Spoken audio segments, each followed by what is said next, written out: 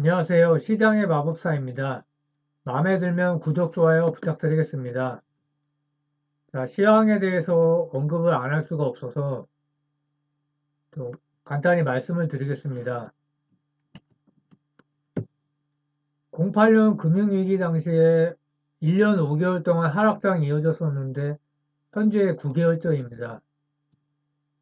그래서 뭐 단순 수치상으로 보면은 한 8개월 정도 남은 건가요? 평균으로 보면.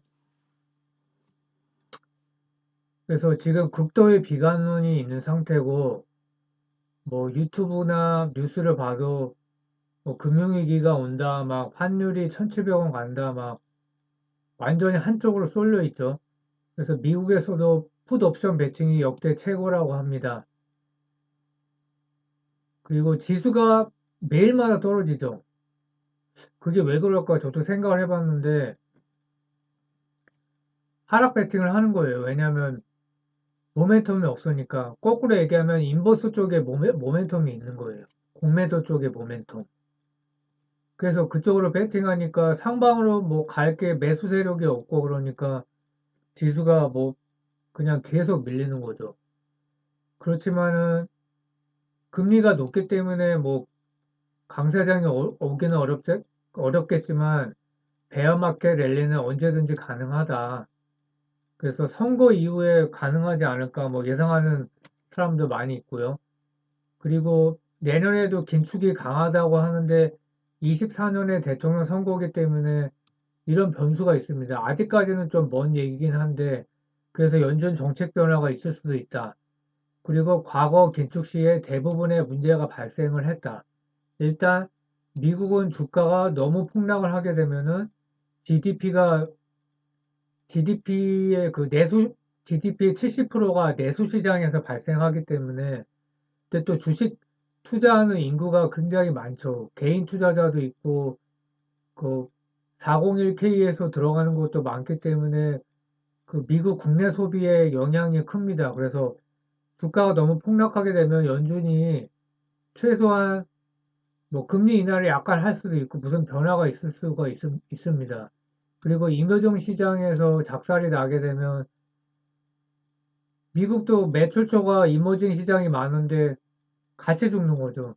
그래서 금리 인상이 중도 종료될 가능성도 있습니다. 뭐 현재로서는 전혀 그런 가능성은 안 보이지만 그리고 현재 인버스 사면 무조건 수익이 나는 거는 작년 재작년에 주식만 사면은 뭐 돈 복사기라고 무조건 수익이 났었죠. 한쪽으로 쏠림이 가면은 반대쪽으로 가는 게 주식시장의 특성입니다. 그럼 현재 과매도 상태가 아니냐 이렇게 저는 추측을 해보는데 굉장히 가능성이 높은 얘기라고 생각을 하고 있고요. 자, 그래서 극도의 공포 구간이다. Fear and Greed 인덱스가 완전히 왼쪽으로 치우쳐져 있고요. 자, 모기지 금리가 또 급등을 했습니다. 1년 전에 3%였는데 지금 6.7%까지 두 배가 넘었고 15년 만에 최고치다. 근데 장기 금리는 모기지와 연동된다. 10년물 금리가 상승하면서 연동이 돼서 모기지 금리가 급등한 건데 연준 의도는 이 뭐 CPI 이런 데에 그 주거비 비중이 크기 때문에 부동산 하락을 시켜서 인플레 하락을 유도한다. 그러니까 주거비의 비중이 크기 때문에 그렇습니다. 환율 같은 경우에 또 올랐죠. 그래서 달러 초강세가 지속된다. 이유가 뭐냐면 미국이 한국보다 금리가 높다. 그러니까 미국으로 가는 거죠. 미국 채권으로. 그래서 환율이 그거에 반영돼서 올라가는 거다. 그렇지만은 제가 미국 주식이 좋다고 했지만 한국 주식을 매수해야 된다. 환율이 셀 때는 지금 한국 주식도 같이 떨어지고 있지만은 당분간은 한국 주식이 좋다고 생각을 합니다. 몇 년간 될 수가 있어요. 한국 수출 기업이 유리하고요. 이거는 저번에 넣었던 내용인데 10년물 금리가 뭐 어제도 상승을 했죠. 그래서 23년에 금리 인하가 없으니까 공매도 인버스 관점에서는 모멘텀이 발생한 거다. 뭐 기준금리가 이렇게 된다. 본격적 인하는 25년이다. 그러면 24년부터 주가가 본격적으로 올라갈 거다. 그래서 인플레가 쉽게 잡히지 않기 때문에 연준 스탠스가 강력한 게 이런 주가 급락의 원인이다. 그래서 성장주 장기 투자는 최소 23년 하반기 이후 베어마켓 랠리만 당분간 가능하고요. S&P가 상당 기간 박스권이 예상된다. 과거 2000년에서 2010년에도 동일한 현상이 있었고요. 뭐 공룡령 금리가 5.25%였고요. 그 제일 큰 거는 과거 10년간 평균 초과 상승을 했기 때문에 평균 회귀할 가능성이 높다. 이런 거는 굉장히 확률이 높은 얘기고요. 자, 페드의 기준금리 차트를 제가 한번 구해서 여기 올려봤는데요. 시계열로 보면은 55년도부터 이렇게 있는데 70년대하고 비교하는 얘기가 많죠. 기준금리를 계속 올렸어요. 인플레가 안 잡히니까. 그러니까 이번에는 그래서 결국은 80년도에 뭐 금리가 20% 가까이 올리면서 엄청난 이제 주가 폭락, 뭐 실물 경제도 난리가 났었죠. 그러면서 결국 잡았는데 이번에 되풀이하지 않겠다는 겁니다. 70년대 실패를. 그래서 이렇게 계속 상방으로 가고 있고 이게 유지된다는 겁니다. 이렇게 떨어지는 게 아니에요. 과거처럼. 확실히 잡겠다는 거죠. 그래서 최근 20년을 보면 2000년과 2006년도에 5.25%가 있었죠. 그래서 2010년 이후에는 계속 낮았기 때문에 저도 그렇고 다 익숙한 거예요. 그 새로운 시대가 왔다. 망하는 시대죠, 망하는 시대. 그렇지만 또 계속 봐야 됩니다. 너무 힘들지만. 그래서 지금 키워드를 보면은 과매도 상태다. 근데 과매수하고 결국은 똑같습니다, 본질은.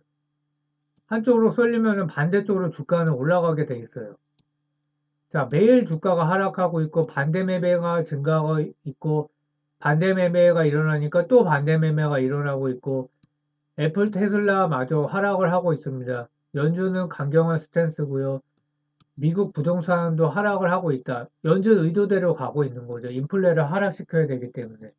주거비가 그 인플레 비중이 꽤 됩니다. 그 CPI 쪽에서. 그래서 극도의 비관론 금융위기가 또 오는 거 아니냐 이런 얘기도 있고 절대 안 온다 그런 건 아니죠. 드러큰 밀러라는 분이 예측이 적중을 했습니다. 자, 근데 지금 과매도 상태이기 때문에 이거를 또 생각해 볼 필요가 있다는 얘기고요. 매일 하락하고 있다. 주도주, 잘 버티던 회사까지 떨어지고 있다. 애플하고 테슬라, 어제는 아니고 그저께 주가인데 어저께 또 떨어졌습니다. 자고 일어나면 계속 떨어지고 있어요. 자, S&P 고점 대비 26%, 나스닥은 35%입니다. 패닉셀이 아직 나오지는 않은 상태예요. 그래서 주도주를 급락시켜서 패닉셀이 된다 그러면 그때가 진바닥이다. 이거는 가능성이 굉장히 높은 얘기이기 때문에 아직은 패닉셀이 오지는 않았다. 애플이 그저께 투자 의견을 하향하면서 주가가 폭락하고 아이폰 14 확대 계획도 취소됐다. 고점 대비 24%.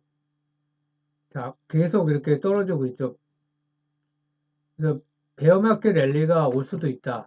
테슬라 펀더멘탈 여전히 강력하고 에어비앤비 창업자가 최근 이사에 합류를 했습니다. 고점 대비 36% 하락. 계속 잘 버티던 테슬라까지 하락하고 있죠. 자, 마이크론 테크놀로지, 삼성전자, 하이닉스를 비교를 해봤는데요. 자, 마이크론 테크놀로지가 반등을 했다 좀 밀리긴 했죠. 아래 꼬리를 달렸습니다. 최근에 주가인데. 삼성전자, 하이닉스는 좀 강한 양봉을 기록을 했고요. 마이크론이 최근에 4분기 실적, 한국으로 치면은 2분기 실적을 발표했는데요. YY로 매출이 20% 감소, 영업이익은 48% 감소를 했습니다. 5년 만에 최저 매출이다. 반도체가 이렇게 좋지 않죠. 그래서 얼마 전에 하향 조정한 실적이 있었는데 가이던스를 하향 조정을 했죠. 근데 그거보다 더 낮은 실적을 발표해서 굉장히 안 좋은 거죠. 스마트폰 PC 시장이 계속 부진하고요. 자, 1Q 한국으로 치면 3분기 실적 가이던스가 4.25 빌리언인데 YY로 45% 감소한 실적을 매출을 가이던스로 제시했습니다. 그러니까 주가가 떨어질 수밖에 없는 거고요. 고점 대비 주가는 마이너스 45%입니다. 아래 꼬리를 달았죠. 자, 뭐 이거는 참고로 이제 소개해 드리는 건데, 자본 지출이 작년에 2022년 풀 이어로 12조 정도 됩니다. 12조, 12빌리언. 그러니까 원화로 하면 한 14조, 15조 정도 되겠죠. 그리고 자사주 같은 경우에 리폴서스를 자사주라고 해석을 하시면 됩니다. 그래서 풀 이어 오브 2022년 그 2.43빌리언 빌리언이니까 3조 정도 되겠죠. 3조가 좀 넘습니다. 그러니까 조금 이게 PBR이 조금 높을 거예요. 장기적으로 그러니까 미국 주식으로 가는 게 맞고요. 환율이 또 그 대신에 환율이 1200원 이하까지 갈 때까지 기다리고 있어야 되고요. 자, 배당까지 합니다. 분기 배당을 이렇게 하고요. 주당 0.125달러. 그리고 삼성전자 뭐 계속 부진하고요. 고점 대비 45% 하락. 그러니까 지수가 작살날 수밖에 없죠.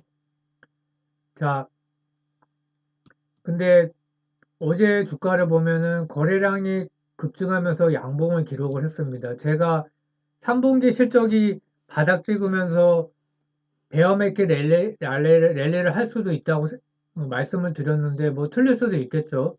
근데 주가 실적이 계속 안 좋으면은 그때가 바닥일 수도 있습니다. 왜냐하면은 사이클 기업이기 때문에요.